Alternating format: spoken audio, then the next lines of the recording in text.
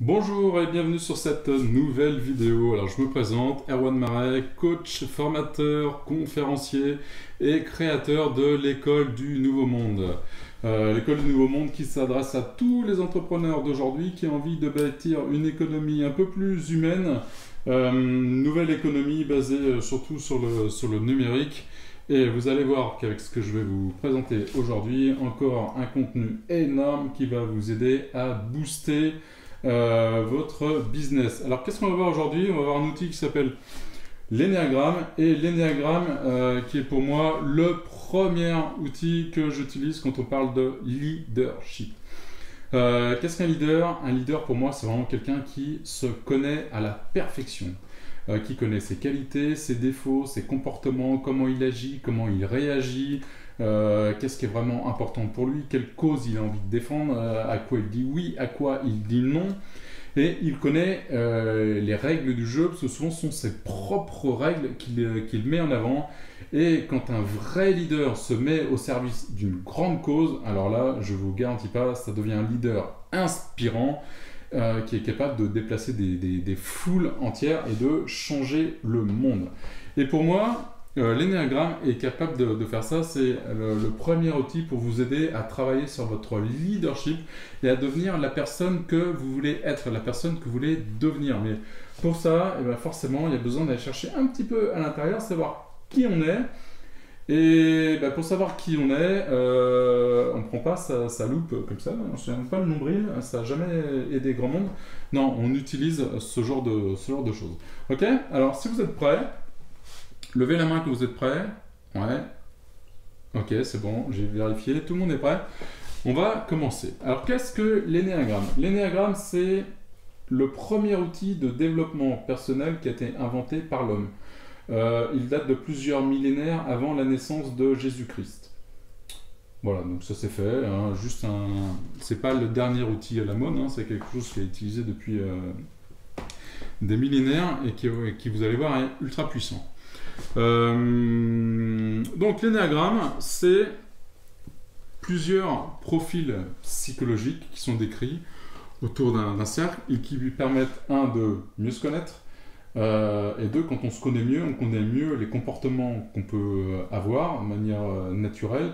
Et à partir du moment où on se connaît mieux, on connaît un petit peu plus ses comportements, on est capable de comprendre un petit peu mieux les autres et du coup de communiquer différemment. Donc vous imaginez un petit peu être capable de communiquer avec tout le monde parce qu'on comprend la problématique de l'autre, on comprend sa propre problématique, et dans ce cas-là, on est capable de trouver un terrain d'entente, et dans ce cas-là, si on arrive à s'entendre, à se comprendre, alors là, la co-construction est super pratique.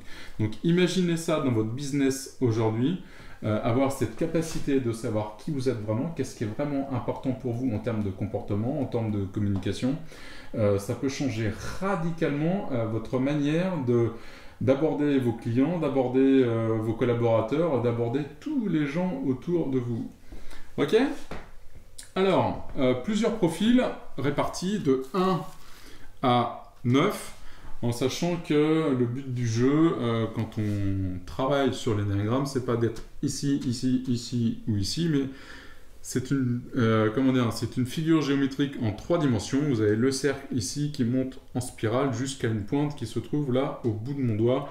Et le mieux, c'est d'être sur cette spirale au bout de mon doigt, parce que dans ce cas-là, on est capable d'intégrer tous les profils. Et là, on devient le dieu de l'Enneagramme.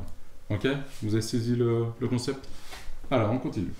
Présentation des profils. Le premier profil, c'est le perfectionniste. Qu'est-ce que le perfectionniste? Le perfectionniste, c'est le genre de type qui, comme moi, va au supermarché un dimanche, il n'y a personne, il y a environ 556 places sur le parking, j'en choisis une, je me gare, et en descendant de ma voiture, comme je m'aperçois que je ne suis pas complètement parallèle aux lignes, je remonte dans ma voiture pour refaire une manœuvre pour me mettre bien parallèle aux lignes. Voilà, ça c'est un exemple de perfectionnisme. Le perfectionniste, c'est le gars ou la fille aussi qui est en soirée, tout va bien, elle est dans un environnement qu'elle connaît, elle se lâche un peu, hop, ça, et là une personne inconnue arrive dans la pièce, et là tout de suite, hop, tac, on se rhabille, on remet la mèche, on remet hop, un petit coup de rouge à lèvres, enfin on fait tout ce qu'il faut pour paraître le mieux possible, à la perfection. C'est-à-dire que la recherche perfectionniste, c'est la perfection, qui n'existe pas, mais il va toujours tendre à faire mieux, mieux et mieux. Alors, le perfectionniste, en termes de référence, est en référence externe, c'est-à-dire que pour lui, ce qui va être super important, c'est de respecter les lois qui viennent de l'extérieur. Le perfectionniste va respecter le code de la route, parce que c'est une loi extérieure, il va respecter ce qui lui vient, ce qu'on lui dit. Si on lui dit que panneau stop, on s'arrête, le perfectionniste va s'arrêter. Ok, ça va être des gens qui vont être très scrupuleux vis-à-vis de la loi. Ce sont des collaborateurs hors pair, parce que vous pouvez leur donner n'importe quelle tâche de travail à faire, ils vont faire ce que vous leur demandez à la lettre, et il n'y aura pas forcément besoin de passer derrière pour vérifier, ça va être fait super nickel. Alors le seul bémol du perfectionniste, c'est qu'il a tellement tendance à la perfection qu'il a du mal à rendre le travail, puisqu'il estime qu'il n'est jamais assez bien fait pour être terminé et pouvoir le rendre. La peur du perfectionniste, c'est tout simplement d'être pris en faute. D'être pris en faute par rapport à une règle. Et d'ailleurs, c'est assez drôle, hein. Vous allez chez un perfectionniste, vous installez, il vous invite tranquillement. Si vous lui dites « Tiens, t'as oublié de ranger tel truc », alors là, vous voyez, il va devenir tout rouge. Parce qu'il est pris en faute. Les conditions de son accueil ne sont pas assez parfaites puisque vous avez remarqué quelque chose qui pouvait clocher. Et lui, ça va le toucher sur son besoin de perfection et vous allez le voir rougir. Voilà, donc ça c'est le perfectionniste. En profil numéro 2, nous avons l'aidant. L'aidant, ce qui est important pour lui, c'est d'aider son prochain. La deuxième chose la plus importante, c'est d'aider son prochain. Et la troisième, c'est d'aider son prochain. C'est-à-dire que l'aidant ne va vivre que dans l'amour qu'il va recevoir en se mettant au service des autres. Alors ça aussi, dans une entreprise, c'est absolument génial. Vous arrivez en salle de réunion, il manque une chaise. Il y a forcément dans le groupe un aidant qui va se lever et proposer sa chaise. On disait non, mais allez-y, prenez ma chaise, je vais me débrouiller autrement.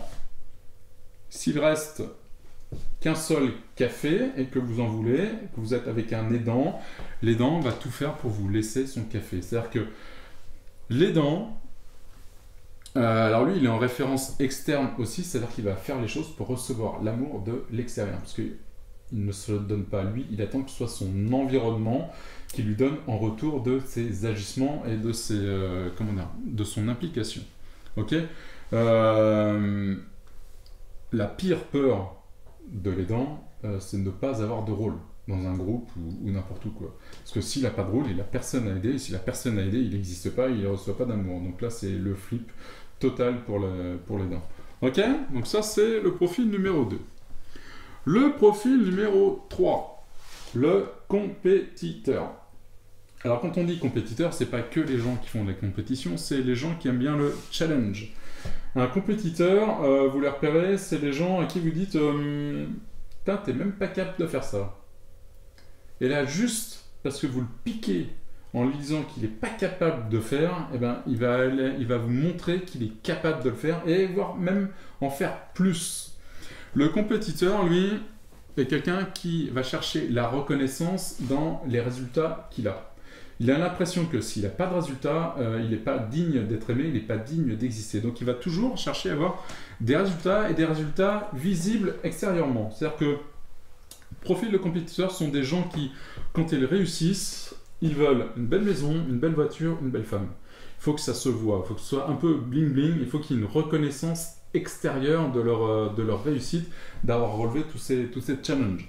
Le compétiteur sont des gens d'action, c'est-à-dire c'est des gens, vous les voyez tout de suite hein, dans le business, en réunion, ils ne savent même pas encore ce qu'il faut faire, mais ils commencent déjà à le faire. Ils vont déjà dans l'action parce que c'est leur truc. On y va, on y va, on y va. Il n'y a que l'action qui arrive à les nourrir parce que l'action amène des résultats et eux se nourrissent de leurs résultats. Donc la pire peur du compétiteur, bah, c'est de pas y arriver, c'est de pas avoir de résultats. Et là, déprime. Ok ? Donc le compétiteur. Le profil numéro 4. L'artiste. L'artiste, c'est celui... le compétiteur. Le compétiteur, il est centré sur lui. Il est en référence interne. C'est-à-dire que ce qui compte, c'est sa victoire à lui, uniquement. Tout ce qui peut se passer autour, il n'en a rien à faire. Ok ? Donc, victoire, et il passe à l'action pour lui, pas pour les autres. L'artiste. L'artiste, il est aussi en référence interne. C'est-à-dire que lui, il va passer son temps à regarder à l'intérieur de lui ce qui est en train de se passer. Et là, il va dire « Ah oui, mais là, je suis en train de vivre un moment, c'est super particulier, tu peux pas comprendre ce que je suis en train de ressentir.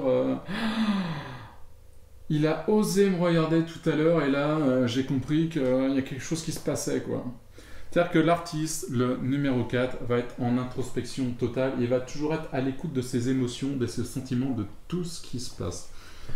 Le truc avec l'artiste, c'est qu'il peut monter très haut dans les émotions. « Ah ouais, super, génial !» Alors peut-être avec une voix un peu moins haut perchée, ça dépend, hein. Ils sont pas tous pareils en fait, les artistes. Mais voilà, c'est-à-dire dans des émotions complètement exubérantes, et la seconde d'après, ils peuvent se mettre à déprimer, et là, rien ne va plus. Ils ont tendance à se baser un petit peu plus sur le passé, sur le spleen. C'était mieux avant, tu comprends. Et ils sont dans leurs émotions, tout le temps dans leurs émotions. Et avec un souci d'être différents. Ils ne peuvent jamais faire pareil que les autres. Ils vont toujours chercher le détail ou la chose qui vont les différencier. La peur de l'artiste, c'est d'être moyen, d'être normal, d'être dans la norme. Alors ça, la normalité pour un artiste, c'est la pire chose qui peut lui arriver. Et si vous lui dites non mais de toute façon, ce qui t'arrive, c'est exactement comme tout le monde, alors là, il va y avoir conflit parce qu'il va surtout pas supporter ce que vous êtes en train de lui dire. Donc si vous connaissez des personnes comme ça, hein, bah, bon entendeur, salut, ne leur dites pas qu'ils sont dans la norme, s'il vous plaît. Merci pour eux. Ok, donc l'artiste, référence interne, centrée sur leurs émotions à eux, sur leurs ressentis, et toujours dans la différence d'originalité, de différenciation, avec une créativité énorme quand même. Hein. C'est-à-dire qu'ils vont toujours tout faire pour trouver la manière de faire différemment. Donc une créativité hors norme. On arrive au 5, le penseur. Le penseur, c'est celui qui pense de manière complètement introvertie, c'est-à-dire complètement coupé de ses émotions. Lui, tout ce qui est là, il s'en fiche. Lui, le penseur, il est là. Il est complètement dans sa tête. Et dans une entreprise, le penseur, c'est celui qui, sur 2 heures de réunion, il va dire une phrase, mais ce sera la phrase la plus importante de la réunion. Il va se mettre en retrait. Le penseur va observer tout ce qui se passe, tout ce qui se dit. Et dans un projet, s'il y a un truc qui cloche, s'il y a un grain de sable qui va vous empêcher d'avancer, c'est lui qui va le découvrir. Parce qu'il a cette faculté d'analyse pour dire « Ok, ça oui, ça oui, ça oui. Ah, tac, là non, ça va bloquer. » Et en fait, le penseur, il est en référence externe dans le sens où il ne fait pas les choses pour lui, il fait les choses pour faire avancer le groupe, avancer l'entreprise, avancer la société. La pire peur du penseur, c'est de ne pas réussir à trouver de solution pour faire avancer le groupe. C'est souvent des gens qui sont des chercheurs, qui ne sont pas dans la lumière, mais qui sont toujours dans l'ombre à réfléchir, à penser une solution pour le reste du monde. Hein, comme les chercheurs qui sont capables de chercher pendant des années un vaccin pour une maladie particulière, c'est pas eux qui vont être remerciés, et la plupart du temps on ne sait pas qui a fait les découvertes, mais eux s'épanouissent dans le fait de trouver des solutions pour les autres. Très introvertis, parce que coupés de leurs émotions, et voilà. Le 6, qu'on appelle le loyaliste. Alors le loyaliste, c'est le type de personne qui existe à travers un groupe. C'est-à-dire, quand vous lui demandez et toi, tu fais quoi dans la vie? Moi, je suis supporter du PSG. D'accord? Et à part ça, tu fais quoi dans la vie? Je suis supporter du PSG. Ok. Et alors? Si elle vous dit, cette personne, qu'elle est supportrice du PSG, c'est parce qu'elle vit à travers ça. C'est-à-dire qu'elle existe à travers le groupe. Elle n'a pas d'identité forcément propre, elle existe à travers l'identité de sa communauté. Ça, dans les entreprises, c'est absolument génial parce que c'est des gens qui vont vivre à travers l'entreprise. Donc, ils vont se dévouer corps et âme pour que l'entreprise avance et que l'entreprise prospère. Le loyaliste dans un groupe, c'est un très bon second. Sur un bateau ou dans un groupe, vous avez le leader qui dit souvent tiens, bah, moi je vais là-bas, qui même me suivent. Donc lui, il s'en fiche, il fait ce qu'il a à faire. C'est le leader parce qu'il a envie. Derrière, c'est bien d'avoir un loyaliste qui va vérifier que c'est OK pour tout le monde. Est-ce que tu as bien noté l'adresse? Est-ce que tu as de quoi y aller? Est-ce que c'est OK pour toi si on va là-bas? Et voilà. C'est-à-dire qu'il va faire en sorte que le groupe reste fédéré, que le groupe reste en cohésion, parce que si le groupe se disperse, il n'a plus de raison de vivre. Il est complètement perdu. C'est-à-dire qu'il efface sa propre identité à travers, au profit de celle du groupe. Donc ça, c'est le loyalisme. Donc sa plus grande peur, en fait, c'est tout simplement de se sentir seul et d'appartenir à aucune communauté et aucun groupe. Ok ? Le loyaliste. En 7, nous avons l'épicurien. L'épicurien, c'est quelqu'un qui est en référence interne, que lui, il va aller chercher son plaisir et son plaisir à lui. Alors, plusieurs types de plaisirs, ça dépend comment il est. Un épicurien qui est dans son axe de développement positif va aller chercher plutôt les plaisirs de type raffinement. C'est-à-dire que si on parle de chocolat, l'épicurien, qui est bien développé, il est capable de chercher pendant 3 mois le chocolat particulier, très rare, avec un parfum d'une richesse et d'une délicatesse extraordinaire, parce que ça lui fait plaisir. Il est capable d'aller chercher des vins particuliers, de ressentir tous les arômes, tout ce qu'il y a, toute la richesse et la complexité des saveurs. L'épicurien, c'est celui qui va être fêtard, qui va aller chercher tous les plaisirs dans tous les domaines. Par contre, quand il va pas bien, l'épicurien, il va aller chercher le plaisir à court terme. Donc là, il va remplacer la qualité par la quantité. Et là, c'est plus le chocolat super rare qu'il va manger, c'est qu'il va vous prendre du chocolat bas de gamme et il va vous le manger par tranche de 1 kg. Voilà, comme ça, tout droit. Ok, c'est-à-dire que recherche de plaisir, alors très court terme quand il va pas bien, et vraiment moyen, long terme quand tout va bien, et il va vraiment chercher le raffinement. Les épicuriens sont des fêtards extraordinaires parce que tout ce qu'ils recherchent, c'est leur plaisir. Donc ils sont capables de zapper, de sauter d'un endroit à l'autre juste pour le plaisir. Ils sont souvent aussi dans l'action, dans cette recherche de plaisir, et parfois un petit peu instable, parce que dès qu'une chose les ennuie, ils zappent. Donc ils sont toujours en train de bouger, en train de changer. C'est extrêmement difficile de garder un épicurien au même endroit, puisqu'il va avoir envie de bouger, envie d'expérimenter des nouvelles choses. Beaucoup de gens qui expérimentent les drogues ou les sports extrêmes, des choses comme ça, qui sont des épicuriens, parce qu'il leur en faut toujours plus, quoi. Toujours plus de sensations comme ils sont en référence interne, pour être en lien avec eux-mêmes, quoi, pour aller chercher ce qui les fait vibrer au plus profond, quoi. Alors sauter en parachute, enfin des choses de dingue, et pas mal de gens comme ça. Il y a aussi des compétiteurs, mais voilà, des épicuriens. Ensuite, le numéro 8, le fameux leader. Le leader est une personne qui sait exactement ce qui est important pour lui. C'est-à-dire que le perfectionniste va respecter les règles extérieures, le leader va respecter ses règles à lui, avec ses envies. Ce sont des personnes qui sont capables de prendre des décisions, qui sont capables de trancher, capables de dire « Ok, à partir de maintenant, c'est comme ça que ça va se passer et pas autrement ». Les leaders sont des gens qui peuvent être très protecteurs pour les gens qui défendent les mêmes idées qu'eux.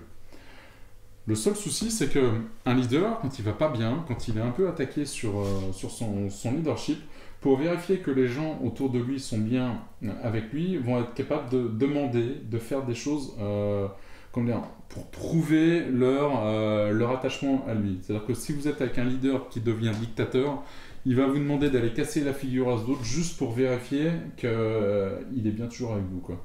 Ok? Donc voilà, le leader, quand il se développe, quand il sait qu'est-ce qui est vraiment important pour lui et qu'il met ses importants au service d'une communauté ou au service d'une cause, dans ce cas-là, il va vraiment devenir un leader inspirant et dans ce cas-là, il va être capable de fédérer les gens autour de lui, autour d'un projet pour emmener les gens avec une force exceptionnelle parce qu'il a cette capacité de porter sur ses épaules les décisions, les choix envers et contre tous parce qu'il a décidé que c'était ça qui était important et que c'est ça qui allait l'aider lui à avancer. Donc voilà, ça c'est vraiment le leader qui est lui en référence interne parce que c'est ce qui est important pour lui. Et en 9, nous avons le médiateur. Alors le médiateur, je l'aime beaucoup, ce profil-là, parce que c'est un profil qui regroupe tous les autres. Alors lui, il n'est pas en référence interne ni en externe, ou il est un peu en externe et un peu en interne, c'est-à-dire qu'il fait un petit peu tout. Le rôle du médiateur, lui, ce qu'il aime avant tout, c'est qu'il n'y ait pas de conflit. Donc il aime tout ce qui est apaisé, calme, serein. Et pour arriver à ça, il va aller chercher un petit peu des qualités de tous les autres profils. Les médiateurs sont souvent des gens qui sont visionnaires. Parce que comme ils sont posés, en fait, ils ont toujours un temps d'avance sur les autres. Donc ils sont capables d'avoir des...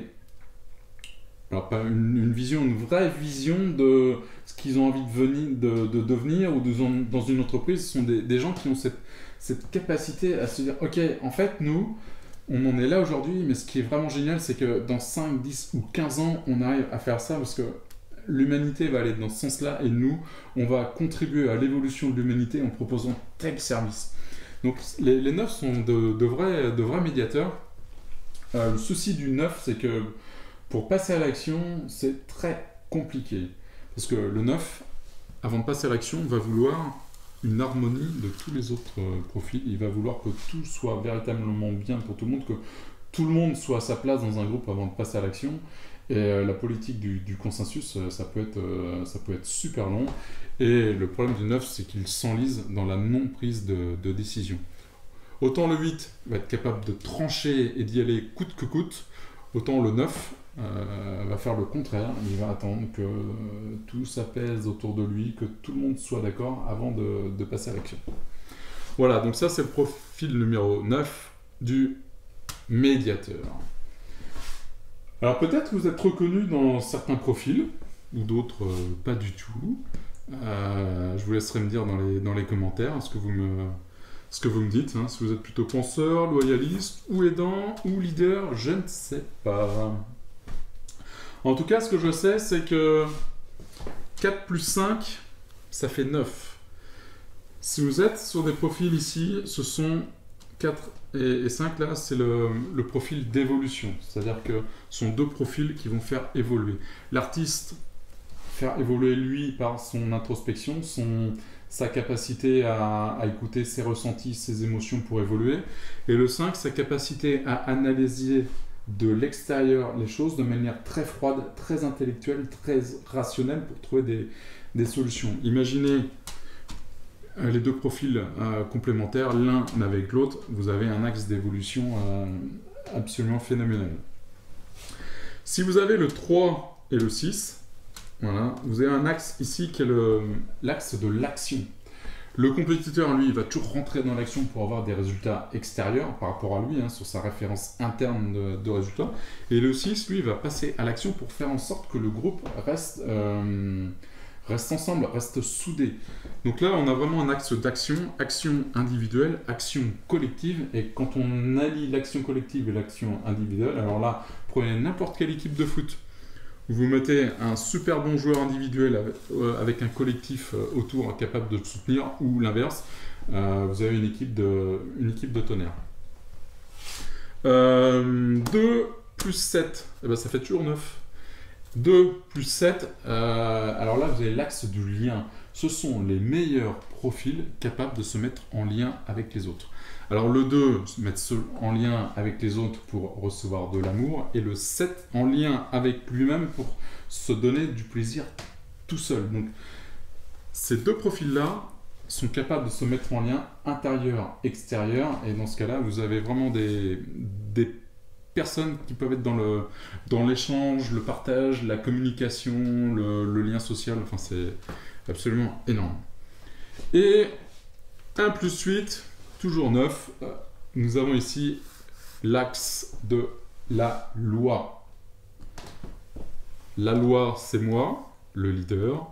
La loi, c'est les autres, le perfectionniste. Mais vous avez dans ces deux profils des gens qui sont capables de respecter des processus, le cadre, des limites, des contrats, que ce soit signés ou des contrats oraux, de codes de l'honneur, des choses comme ça. Et autant le leader sera capable de définir un code de l'honneur, autant le perfectionniste sera capable de le respecter, parce que ça vient de quelqu'un d'autre. Et un 8 et un 1, un leader avec un perfectionniste ensemble, il n'y aura pas de trahison, quoi. Voilà, c'est comme ça.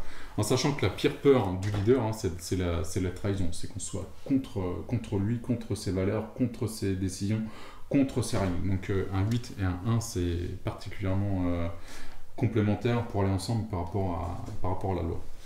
Et le 9 qui regroupe tous ces profils ici. Voilà, donc là je vous ai présenté rapidement les différents profils de l'énéagramme. J'espère que ça vous parle, j'espère que ça vous aide un petit peu mieux à comprendre vous, où est-ce que vous vous situez. Peut-être que la description vous a permis de repérer certaines personnes, de mieux comprendre déjà comment elles fonctionnaient. Et ce que je vous propose, c'est de rester connecté à la page Facebook de l'école du Nouveau Monde. Et je vous donnerai bientôt les moyens de faire le test de l'énéagramme pour avoir votre énéatype complet avec vos scores et pour que vous sachiez précisément quel profil vous avez. Voilà, alors je laisse le suspense ici à son comble. Je vous souhaite une très belle journée. Partagez avec les gens qui aimeraient aussi savoir un petit peu plus sur eux, qui aimeraient se connaître plus avec cet outil qui est l'énéagramme. Et je vous retrouve bientôt pour une vidéo aussi sur un outil qui permet de travailler son leadership. À ciao, bye bye tout le monde.